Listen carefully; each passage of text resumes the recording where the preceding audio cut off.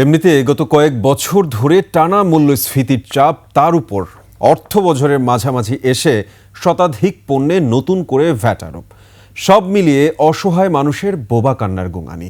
সেই সব মানুষের কথা তুলে ধরেছেন মাহিলা ইসলাম। দিনমজুর মোহাম্মদ আলী মুটের কাজ করে 5 সদস্য সংসার চালাতে হয় তাকে। এক বছরের ব্যবধানে আলীর কাঁধে 1.5 লাখ টাকার দেনার বোঝা। 400-500 টাকা দিয়ে 400 টাকা দিয়ে সংসার চলতো, এখন লাগে এই জায়গাতে 800-1000, এও সংসার চলে না। প্রতি মাসে 2000, 10,000, 8,000, 7,000, 5,000 ভর্তুকি লাগে। স্বামীহারা এই পোশাক শ্রমিকের পক্ষে একমাত্র সন্তানের জন্য পড়াশোনার খরচটা জোগাতে হিমশিম অবস্থা। যদি গার্মেন্টস কোম্পানি ভালো হয় অবশ্যই ঠিকমতো স্যালারি দেয়, স্যালারি দিলে কোনো রকম চলে যায়। হারামাস দোকান বাকি খাইলে দেখা যায় মাস শেষে ওইটা থাকে না।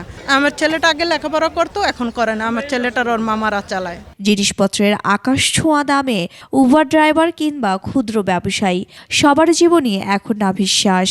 হায় হুতাশ ছাড়া তাদের জীবনে এখন যেন আর কোনো সম্বল নেই। বাজারে ঘুরলেই তো সবকিছুই আর কি এলোমেলো লাগে আর কি।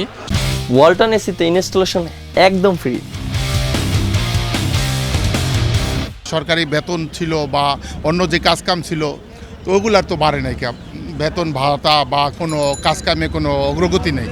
বছরের মাঝামাঝি এসে আচমকা শতাধিক পণ্যের উপর বাড়তি ভ্যাট চাপিয়ে দেয়ায় বেড়েছে শুধু মানুষের অসহায়ত্ব। 5ই আগস্টের বিপ্লবের পরের যে অবস্থান, এই অবস্থানটা আমাদের জন্য খুব কঠিন একটা ফেস করতেছে।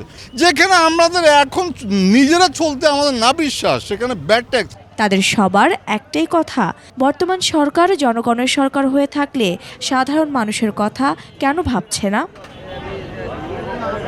মাহিলা ইসলাম, 21 টেলিভিশন, ঢাকা।